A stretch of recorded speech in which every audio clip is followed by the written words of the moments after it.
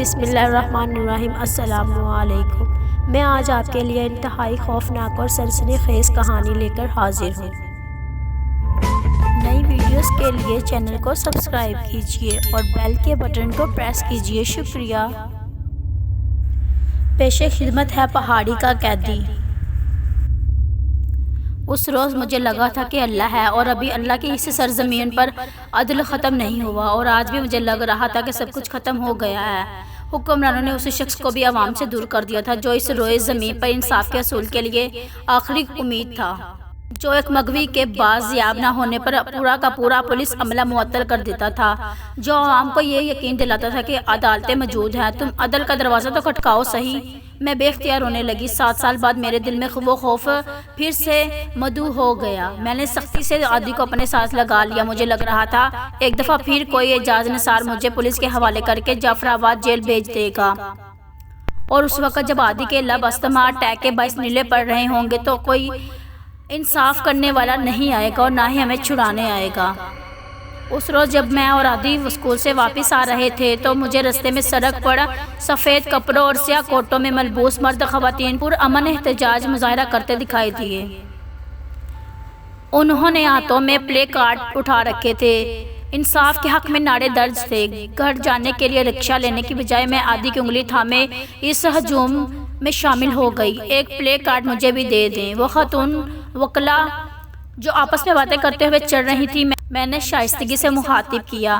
دونوں نے چونک کر مجھے دیکھا، پھر دونوں نے اپنے ہی پلے کارڈ مجھے تھما دیے۔ میں نے ایک عادی کو پکڑا دیا اور دوسرا خود پکڑ لیا۔ ہم دونوں جلوس کے ساتھ چلتے چلتے آگے بڑھ رہے تھے۔ سنا ہے فل کورٹ بن رہا ہے، میرے ساتھ موجود خاتون وکیل کہہ رہی تھی۔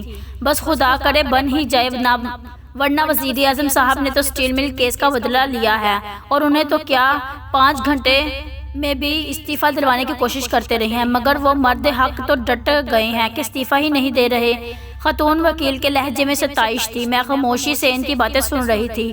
مجھے کسی بات سے غرض نہ تھی۔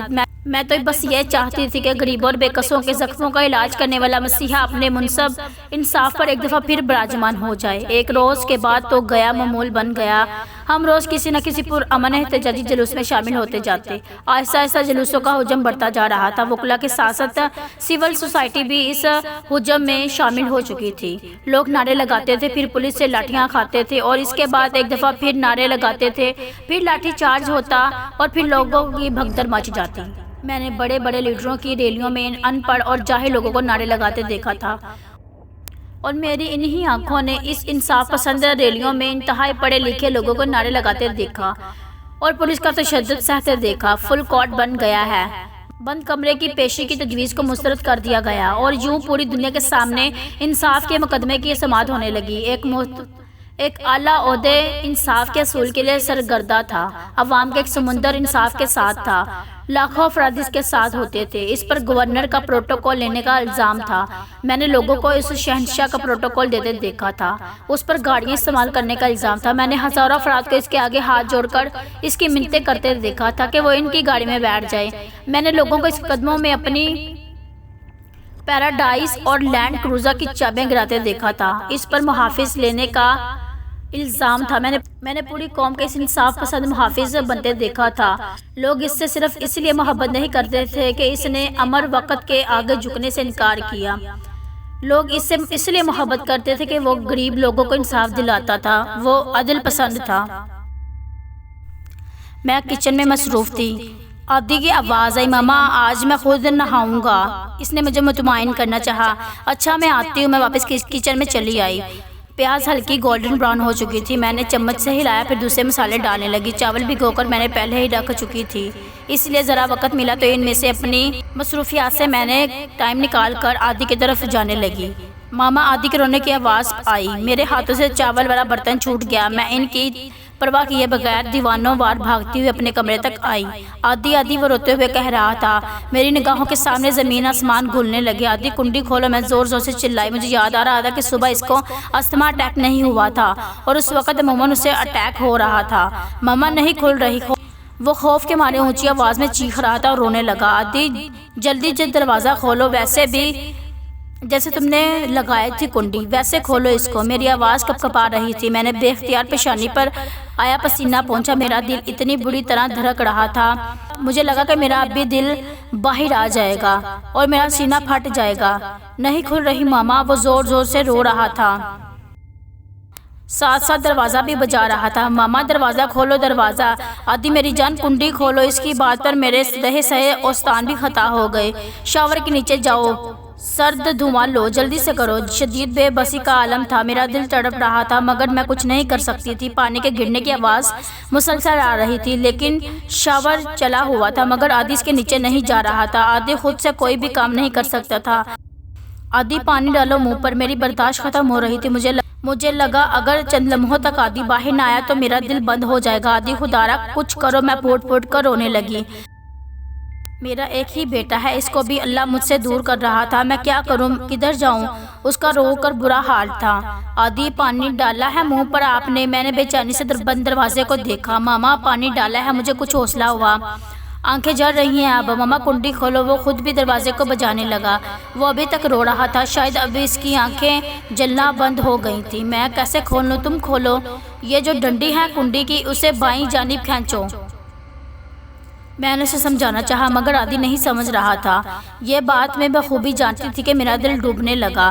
باتھ روم میں ڈور لاک کی جگہ دائیں سے بائیں کھولنے والی کنڈی نصب تھی، ماما نہیں کھلتی۔ میں زور زور سے دروازے کو دھکا دینے لگی مگر وہ لکڑی کا دروازہ تو توڑنا میرے جیسے کمزور عورت کے بس کی بات نہیں تھی۔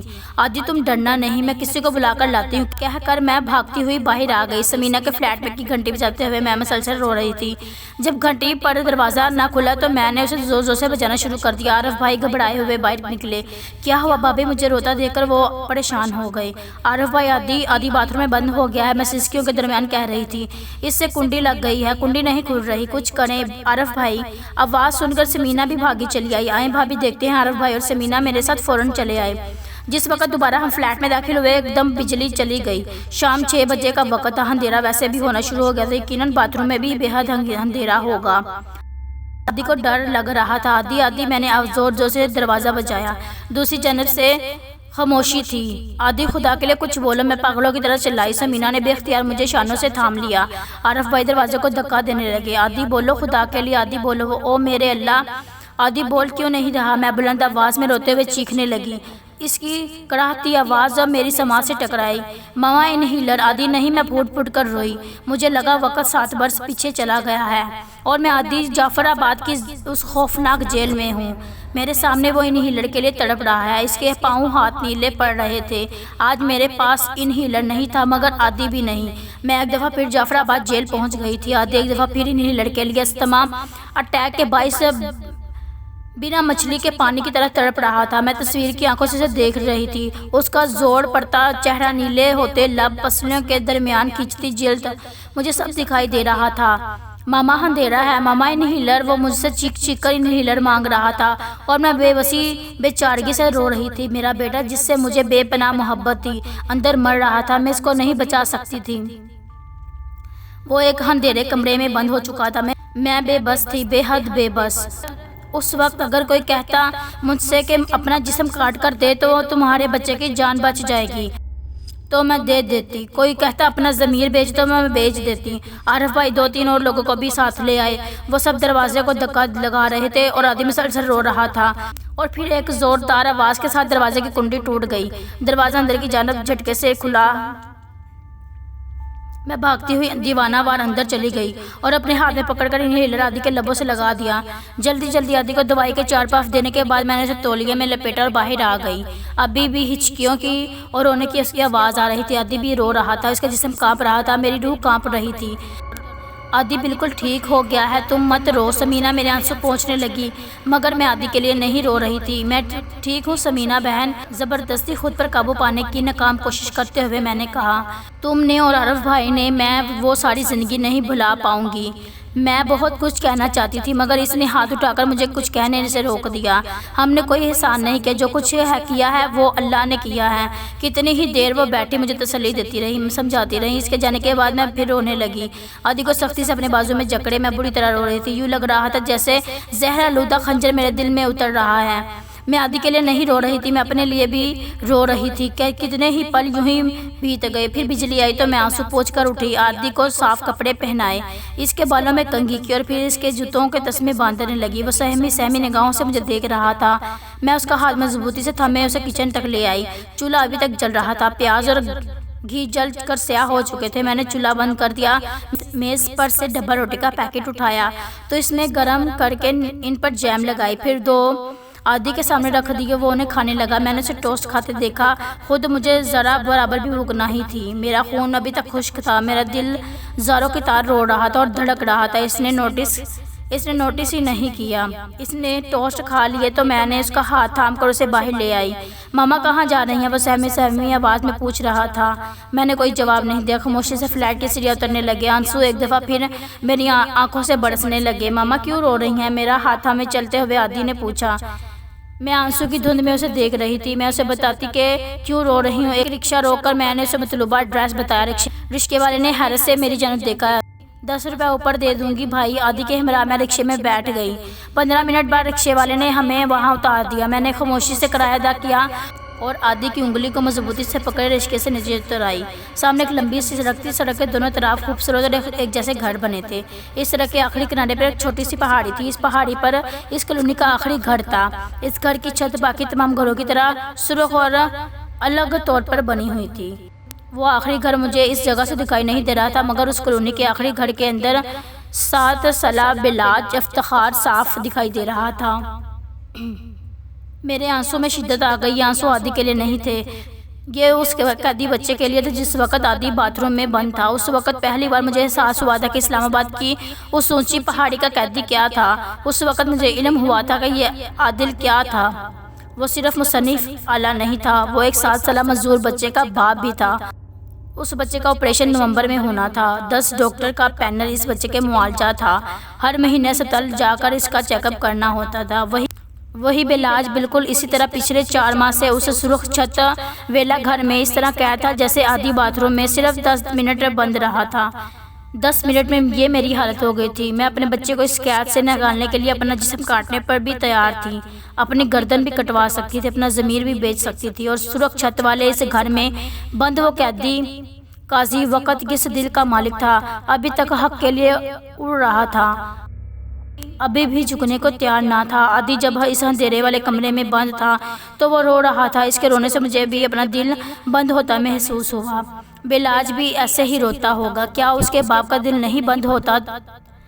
عادی مجھے پکار رہا تھا، ماما مجھے یہاں سے نکال لو، یہاں اندھیرا ہے، مجھے ڈر لگتا ہے۔ بلاج بھی اس سے کہتا ہوگا، بابا مجھے یہاں سے نکالو، اسے بھی ڈر لگتا ہوگا، وہ بھی تو کمرے میں بند گھبراتا ہوگا۔ عادی جب بغیر دوائی کے تڑپ رہا تھا تو میری ہمت حوصلہ سب جواب دے گئے تھے۔ اس وقت مجھے لگا کہ مجھے جس در پر بھی اپنے بیٹے کے لیے جھکنا پڑے میں جھک جاؤں گی۔ وہ ننھا سا مزدور بچہ، وہ بھی تو باپ سے دوائی مانگتا ہوگا، اسے بھی تو درد ہوتا ہوگا، وہ بھی تو روتا ہوگا، باپ کی منتیں کرتا ہوگا کہ کہیں سے وہ اس کو دوائی لا کر دے۔ جب وہ تڑپتا ہوگا تو اس کا باپ کیا کرتا ہوگا؟ کیا اسے دکھ نہیں ہوتا ہوگا؟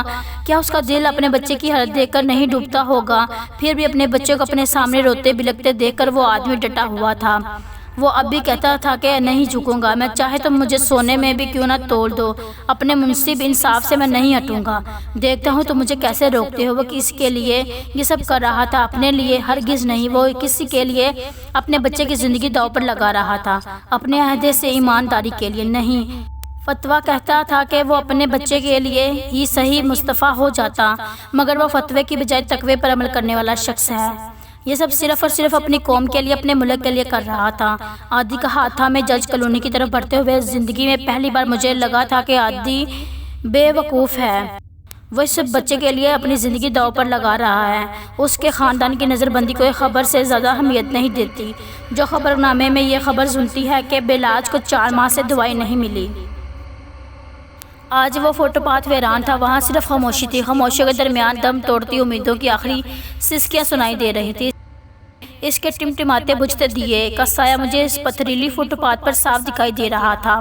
میں نے ایک نظر اس سفید سنگ مرمر عمارت پر ڈالی۔ رات کے پہر سفید دیواروں کے پار انصاف کے ممبر پر یا انصاف کے چیمبر میں گہرا سناٹا چھایا تھا۔ اس کی کرسی، اس کا ڈیسک، قلم، فائل اور درخواستیں کا پلندہ، اس کی فلیکس مشینیں سب خاموشی سے رو رہی تھیں۔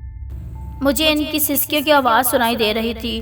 میں اور عادی تھک ہار کر اس فٹ پاتھ پر بیٹھ گئے۔ میری نظریں عمارت پر بنے ترازو پر مرکوز ہو گئیں۔ میں نے ایک تھکی نگاہ اللہ کے اس حکم پر ڈالی۔ اس حکم پر عمل کرنے والا شخص دور کہیں اس اونچی پہاڑی پر بنے سرخ چھت والے گھر میں قید تھا۔ میری آنکھوں سے ایک دفعہ پھر آنسو بہنے لگے۔ I hope you like this video. Please like, share and subscribe to my channel and don't forget to press bell icon.